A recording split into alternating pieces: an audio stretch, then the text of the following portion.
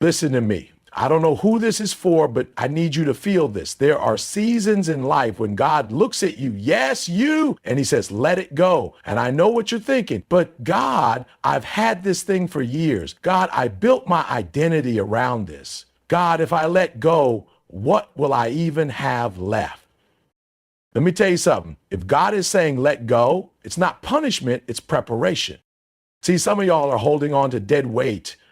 You're gripping so tight to pain, to people, to positions, to plans that don't even serve your purpose anymore. And you're asking God to bless something he already told you to leave behind. You're praying for overflow with a closed fist. You're asking for peace while cuddling with chaos. Come on. You can't grab hold of your destiny while clinging to your history. When God says let go, he's not trying to hurt you. He's trying to upgrade you. But you can't get what's next while dragging what's done. There's a reason it's called a breakthrough, because something's got to break.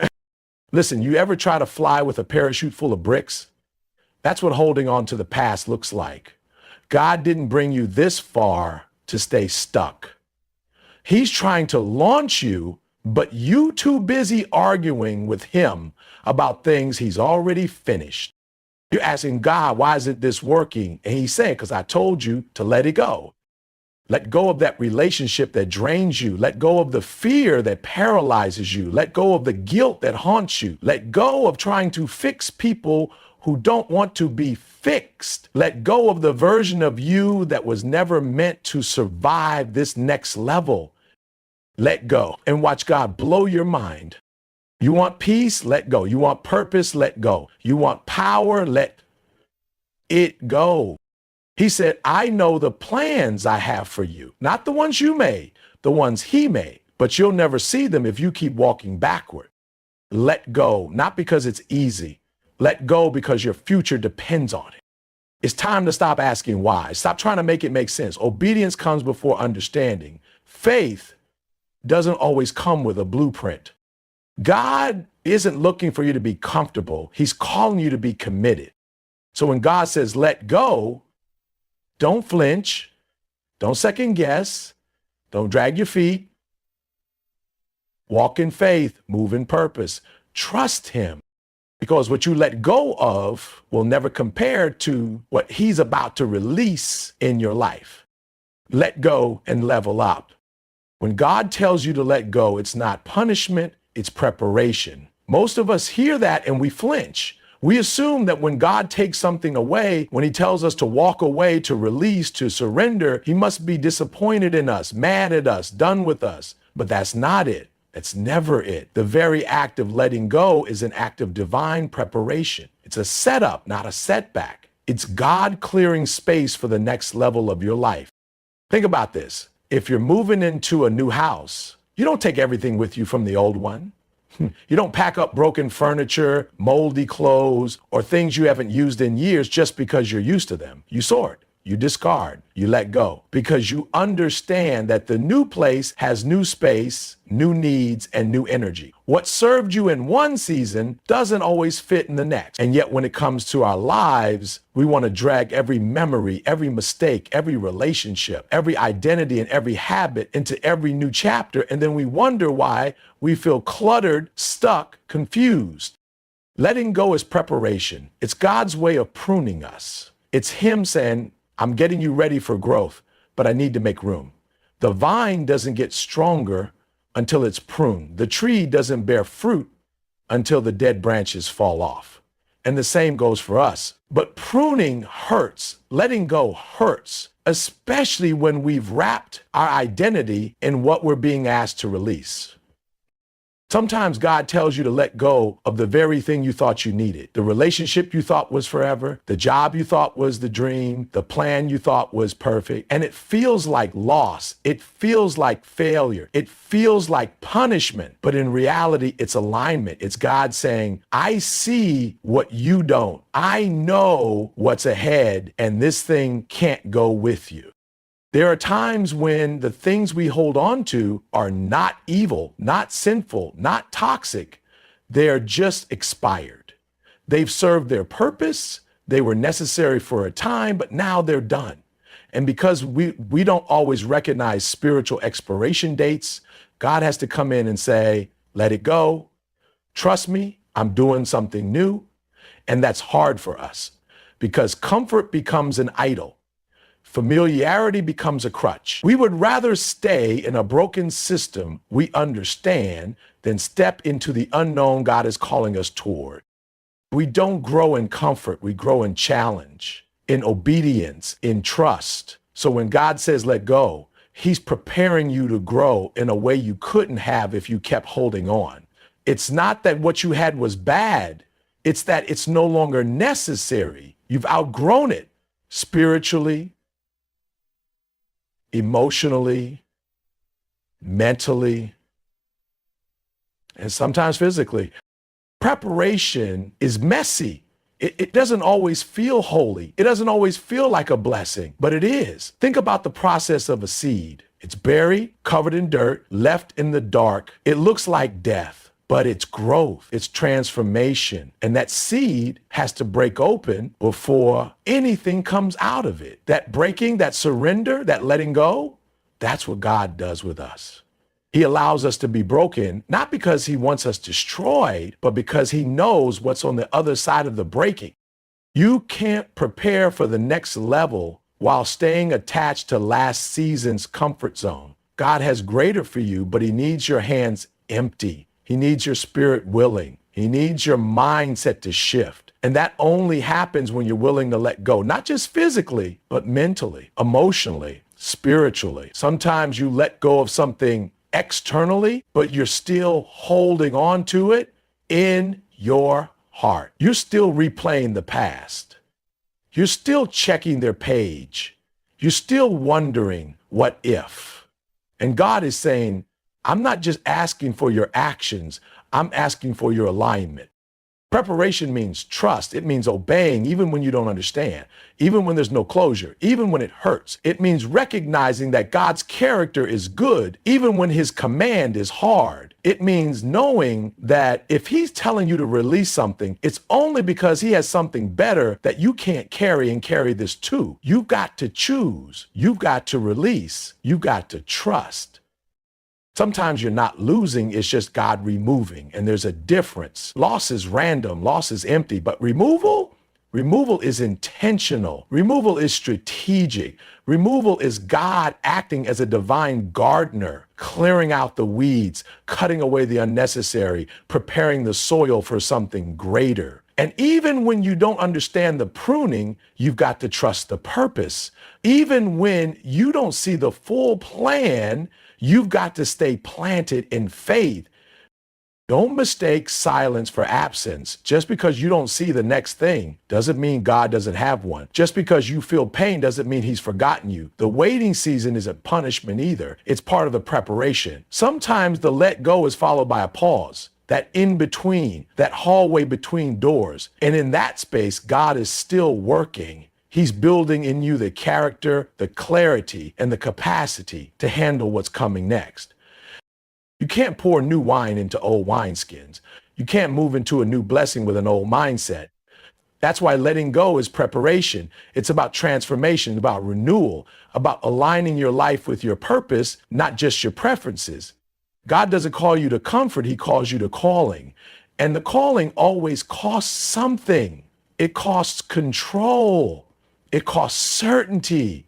It costs your plan. But what you get in return, it's always more than what you release. Letting go is the door. Preparation is the process.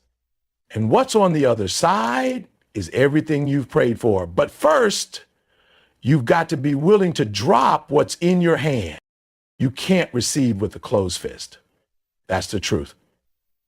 That's the reality most people don't want to confront. We want more. We pray for more. We speak about abundance, purpose, breakthrough, but we don't realize we're holding on so tightly to what we already have that there's no room for anything new to come in. A closed fist can't receive. It can protect, it can guard, it can hold, but it cannot welcome anything greater. And that's the conflict, because deep down, we want more, but we're afraid to release. We think holding on is strength. We think that if we don't let go, if we grip tighter, if we keep pressing in our own power, things will work out. But often that grip becomes the very reason we stay stuck. Sometimes the thing you refuse to let go of is the thing that's blocking the blessing. You're praying for peace, but you won't let go of the pain. You're asking for clarity, but your hand is wrapped around confusion. You're begging for new doors to open, but you're still banging on a door that God already shut. We're afraid to let go because we don't want to be empty. We don't want to feel that vulnerability, that in between, that space where we don't know what's coming next. So we grip tight to what we've known, even if it's broken, even if it hurts, even if it's killing us slowly. Because familiarity gives us the illusion of safety.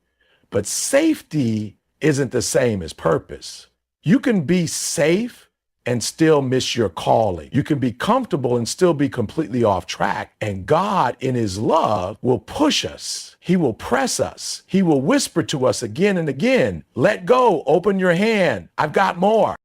The open hand is a posture of surrender. It's an act of faith. It's admitting that we don't have control, that we're not the source, and that we trust the one who is. That's why it's so hard, because it goes against our instincts. We want to protect ourselves. We want to manage the outcome. We want to know what's next. But God isn't moved by our desire for control. He moves in response to our faith. And faith looks like letting go before you see what's next. It looks like saying, God, even if I lose this, even if I feel empty for a while, I trust you'll fill me again. A closed fist is rooted in fear, fear of lack, fear of loss, fear of being without. It whispers, if I let go, what if nothing better comes? But faith shouts louder, if I let go, what if something greater is waiting? That shift from fear to faith is everything. That's what unlocks miracles. That's what opens doors. That's what puts you in alignment with heaven's timing. But most people never see it because they won't release what's in their hand. Think of how a child clutches a toy they've outgrown. It might be torn, stained, broken beyond repair, but to that child, it's familiar. It's comforting. And if you try to take it, they'll resist. They'll cry, they'll fight you, not because the toy is good, but because they don't understand what's waiting on the other side of their release. And sometimes we're the same way. God is trying to play something greater in our life, a new relationship, a new opportunity, a fresh level of peace or purpose, but we're too busy holding on to something that was only meant for a season. You can't receive grace while clinging to guilt. You can't receive love while holding on to bitterness.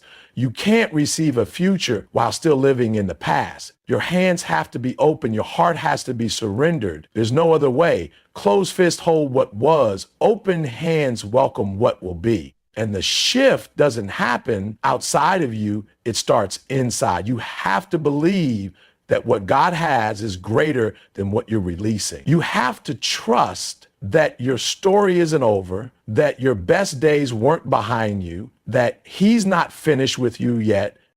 This is why many people miss their moment, not because they weren't gifted, not because they weren't called, but because they held on too long. They didn't know how to let go. They stayed in expired relationships, clung to broken identities, carried offenses that became anchors. And all the while, they wondered why things weren't changing. But change doesn't come without release. Transformation doesn't come without surrender. You've got to be willing to empty your hands so God can fill them again. The posture of receiving isn't passive, it's powerful. It's a declaration that you're ready, that you're done trying to do it your way, that you're tired of depending on your own understanding, that you trust God enough to put down what he never told you to carry in the first place. Sometimes that's a toxic habit. Sometimes that's a grudge. Sometimes it's the version of you that everyone applauds, but that you know deep down isn't the real you. And God is saying, I want to bless the real you, but I can't get to them until you open your hands. You don't need to see the whole picture to open your hands. You don't need to have all the answers. You just need to believe that God is good, that his plans are still to prosper you, and that what he gives is always better than what you try to force. This is the essence of trust. This is what faith in action looks like. It's not just attending church. It's not just quoting scripture. It's living it. It's letting it cost you, because the open hand is risky. It means you might lose something familiar, but the promise is you'll gain something better, something divine, something made just for you. And that's what God is after. Not your comfort, but your calling. Not your possessions, but your posture. Because an open hand can't fight, can't manipulate, can't control. It can only receive, only worship, only trust. And that's where the real breakthrough begins. Your destiny requires open hands and a clear heart. You can't step fully into your purpose while dragging yesterday's pain behind you. You can't rise to the level God is calling you to while your heart is clouded with bitterness, guilt, fear, or regret. Destiny demands alignment. Spiritually, emotionally, mentally, it demands that you be available, not just physically, but internally. And the truth is, many people are praying for destiny level blessings while living in survival level mentality. You can't live like you're still in bondage and expect to operate in freedom. You can't reach for the next season when you're weighed down by what happened in the last one. Open hands mean readiness. Open hands mean surrender. Open hands mean you've released your version of the plan so you can receive his. And a clear heart, that's about motive. That's about posture. That's about doing the deep work, not just the outward actions, but the inward transformation.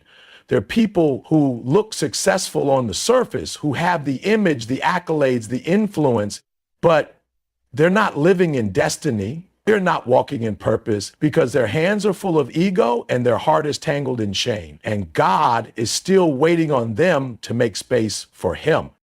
Destiny can't dwell in a cluttered soul. It won't share space with unforgiveness. It won't compete with pride. It won't fight your trauma for attention. You've got to clean the inner space. You've got to open up. You've got to be honest with yourself and with God. What are you still holding on to? Who are you still carrying in your spirit? What narrative are you still rehearsing that's blocking the flow of who you're becoming? God's not just trying to get you to a destination. He's trying to prepare the you that shows up when you get there, because your destiny doesn't just need your gifts. It needs your healing. That's why some doors don't open right away.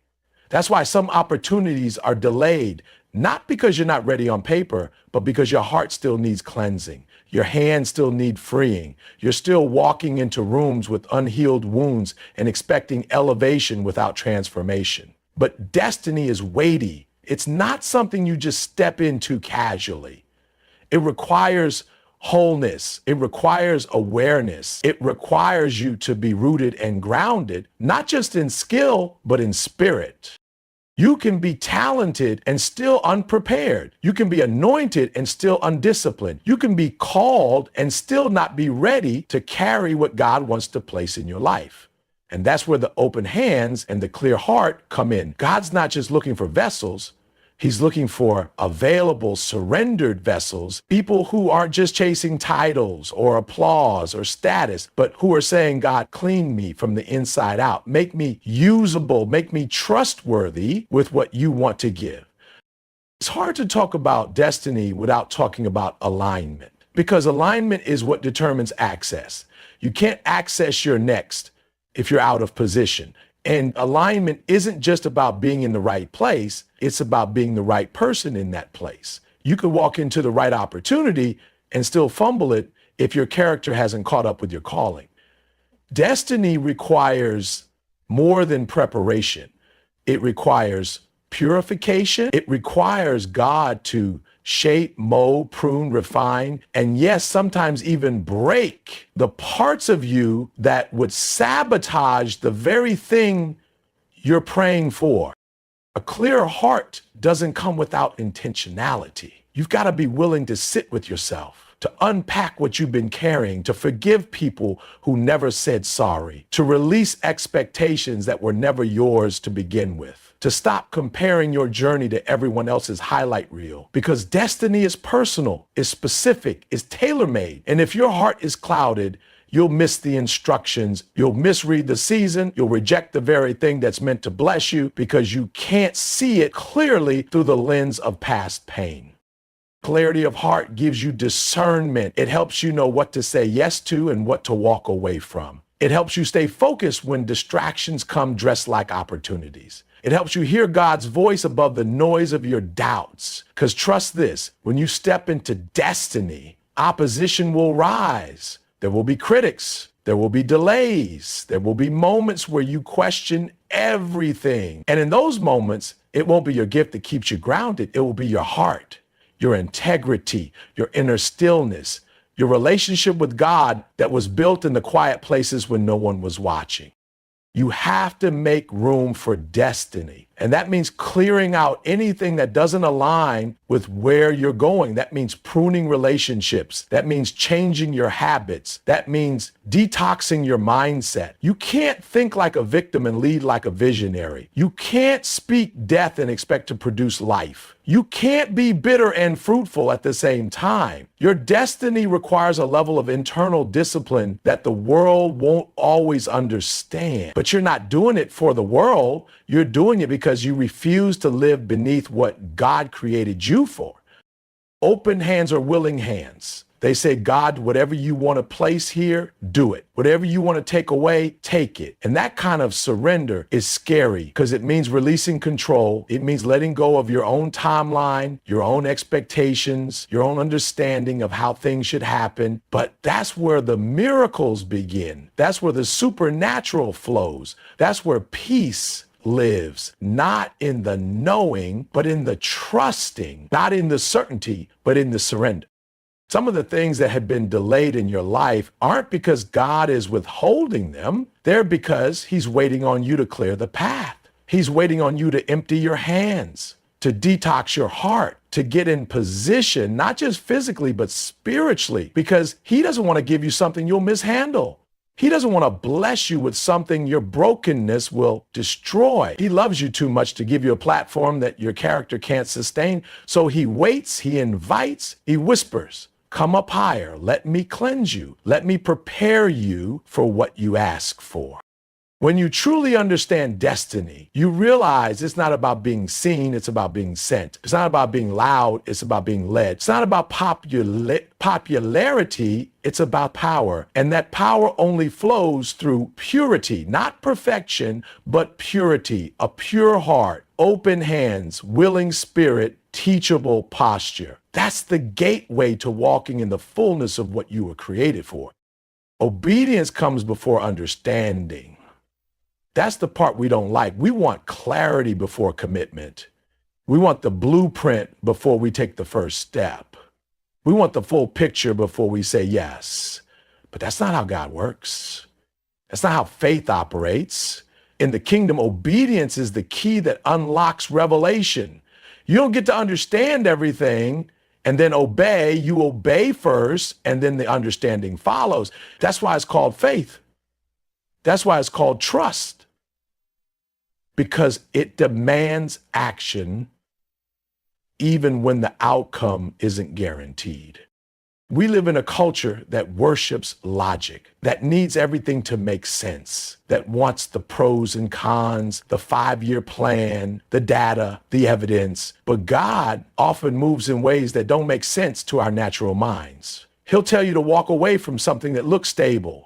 He'll call you to stay in a place that feels uncomfortable. He'll ask you to forgive someone who hurt you deeply. He'll challenge you to give when it feels like you don't have enough. And you'll want to say, God, explain this. But he's not obligated to explain anything. He's looking for obedience. That's the test. That's the tension. Will you trust his voice when the instructions contradict your logic? Will you move when he says move, even if you don't have all the answers? Will you step out of the boat before you know how to swim? Because some breakthroughs are on the other side of blind obedience. Some miracles only show up when you walk by faith, not by sight. Some favor is released when you act on the word, not just hear it. Look at every major move of God in Scripture. Abraham was told to leave everything familiar and go to a land he'd never seen. No GPS, no details, just go. And he went. That was obedience before understanding. Noah was told to build an ark when it had never rained. He had no context for what was coming, no support from the crowd, just a word from God, and he obeyed. That was obedience before understanding. Mary was told she'd carry the Son of God with no blueprint, no precedent, no proof, just a promise. She said yes. That was obedience before understanding. We're always asking for confirmation, always asking for a sign. But sometimes what God is looking for is your immediate yes, not your negotiation, not your delay, not your logic, just your yes. Because delayed obedience is still disobedience and partial obedience is still rebellion. God's not calling you to half follow. He's calling you to trust fully, to walk in step with him, even when it feels like you're walking blindfolded, because he sees what you don't. He knows what's ahead. And your job isn't to figure it all out. It's to follow. Some of us are stuck not because the path isn't clear, but because we've made understanding a prerequisite to obedience. We've made our comfort a condition. I'll go if it makes sense. I'll give if I see the return. I'll forgive if they apologize. I'll trust if it looks safe. But that's not obedience. That's convenience. And convenience doesn't build character. Convenience doesn't stretch your faith. If you're waiting until you feel ready, you'll never move, because obedience rarely feels comfortable. It often costs you something: pride, control, certainty. But it's in that cost that God begins to build something inside you.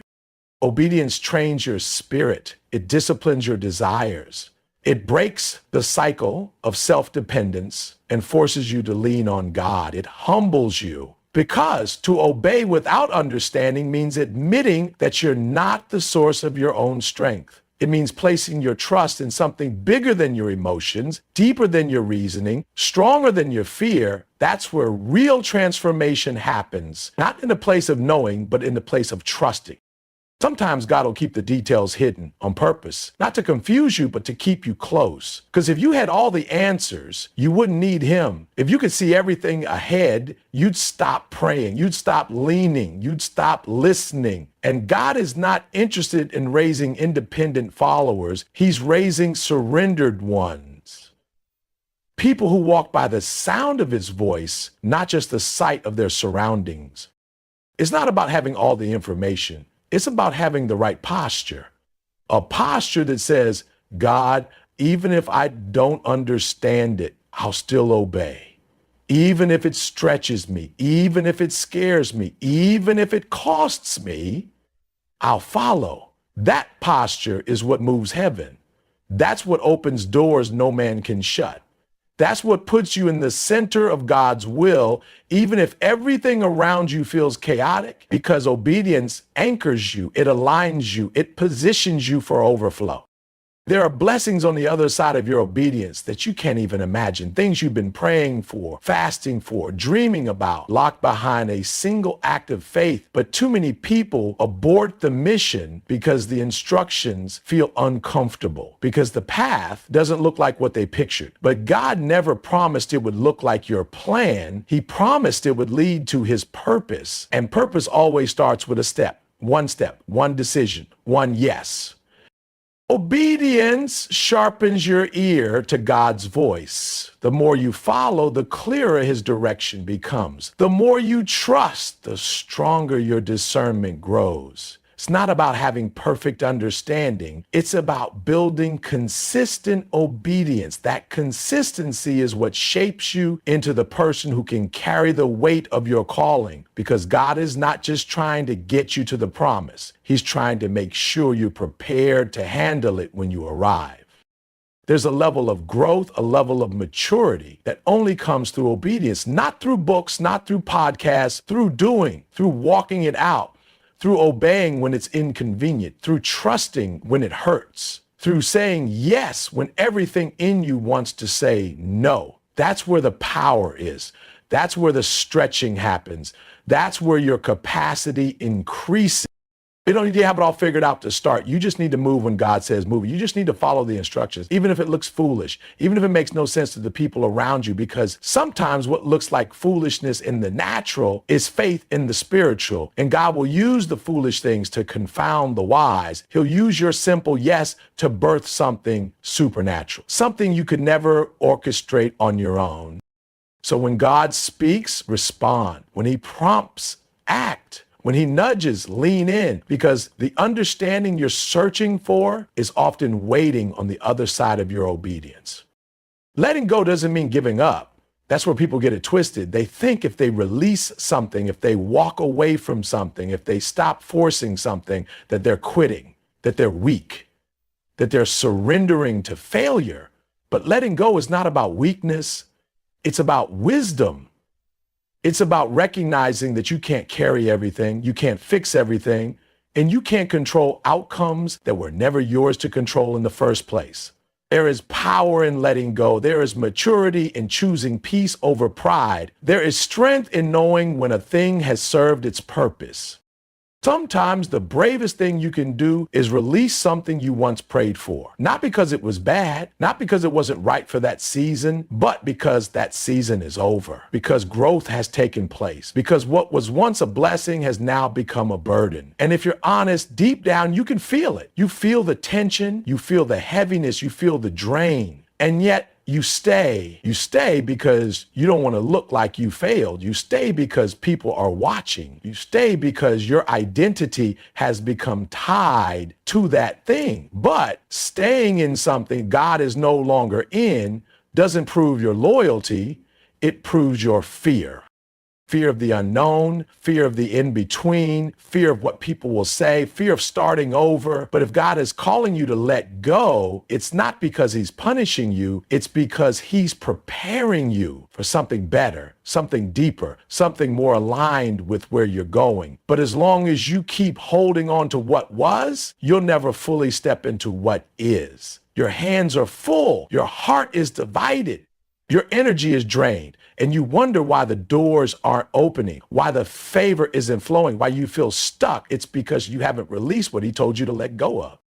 Letting go doesn't mean you're walking away from responsibility. It means you're walking toward freedom. Freedom from cycles, freedom from dysfunction, freedom from expectations that were never yours to carry. It means you're giving God room to move. You're saying, I trust you enough to leave what's familiar. I trust you enough to stop forcing what's broken. I trust you enough to believe that you still have plans for me beyond this situation, beyond this job, beyond this relationship, beyond this identity I built for myself. Because sometimes we don't just need to let go of people or circumstances. We need to let go of versions of ourselves.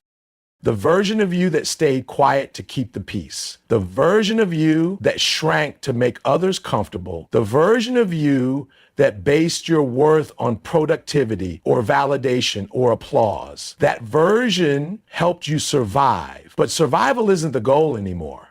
You're not in survival mode now. You're in growth mode. And growth requires release. Growth requires disruption. Growth requires that you step out of what's been and into what could be.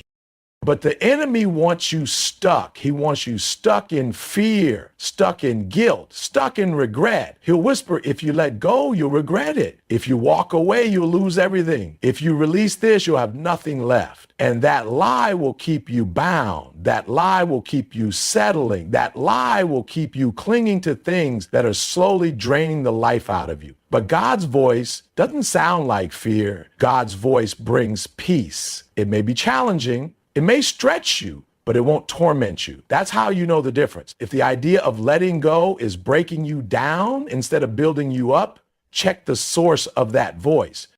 Letting go doesn't mean forgetting. It doesn't mean pretending it didn't matter. It doesn't mean dishonoring the time or the energy or the love you poured out. It simply means you're no longer holding it with clenched fists. You're no longer trying to force something into a space it no longer fits. It means you're trusting that what's ahead of you is greater than what's behind you, that the God who brought you this far isn't done writing your story. And even if it hurts, even if it's uncomfortable, even if it feels like loss, you know it's really aligned. Because everything healthy goes through pruning, and pruning feels like loss at first, but in reality, it's preparation for growth. The branch doesn't fight the gardener. It doesn't scream when something is cut. It simply yields. And because it yields, it produces more fruit. That's the posture God is calling you to. A posture that says, cut whatever you need to cut. Remove whatever's not producing. I trust that the pain of letting go is creating space for something fruitful, but you've got to be willing to cooperate with the process. You've got to stop trying to resurrect things God already removed. Sometimes it's not the devil fighting your progress. It's your refusal to release. It's your unwillingness to say, this season is done. It's your need for closure that God never promised. It's your desire to wrap things up neatly, to explain it to everyone, to have the last word. But closure isn't always a conversation. It's a decision to move forward, even if you don't get the apology, even if they don't understand, even if you don't have all the answers. You're not letting go because you're weak. You're letting go because you've grown beyond the pain, grown beyond the identity you built in that place, grown beyond the mindset that told you you needed that thing to be whole. And now God is calling you higher, but you can't go higher if you're still holding on to the weight. You can't soar if your hands are gripping what was. You can't fly if your feet are tied to old expectations and expired narratives. So God says, let go, not because he wants to hurt you, but because he wants to free you, because he knows what's on the other side, because he sees the version of you that's waiting to emerge. Letting go isn't a one-time decision. It's a daily discipline, a daily surrender. Every morning you wake up and choose to release what you can't control. Choose to forgive what you can't change. Choose to trust even when you can't trace. That's where freedom is. That's where clarity begins. That's where peace lives. Not in the holding on, but in the release. Not in the forcing, but in the flowing. And as you let go, you'll start to notice something shifting. You'll start to see with fresh eyes. You'll begin to breathe again. You'll feel lighter, clearer, more aligned with your creator. And that's the goal. Not just to feel better, but to be better. Not just to escape pain, but to embrace purpose. And purpose requires space. Space in your heart, space in your schedule, space in your spirit, space that's created when you let go. So no, letting go isn't giving up. It's stepping up. It's saying, I refuse to let my future be held hostage by something that's no longer serving me. It's choosing to believe that obedience is better than comfort, that trust is stronger than fear, that what God has ahead is greater than anything I had to leave behind. There are some blessings that only come after you let go. That's the part that stings. That's the tension nobody wants to talk about. We want blessings without sacrifice. We want increase without release. We want to hold on to the old and step into the new at the same time. But it doesn't work like that. You can't receive what's next while your hands are still full of what used to be. There's a principle in the kingdom. God doesn't pour into closed fists. He pours into open hands. He blesses the ones who are willing to surrender. He elevates the ones who are willing to release. We get so attached to people, positions, places, titles, comfort zones, timelines. And sometimes those things are good. Sometimes they were part of our journey, a tool God used, a chapter he wrote. But just because something was right for a season doesn't mean it's right for the next one. And the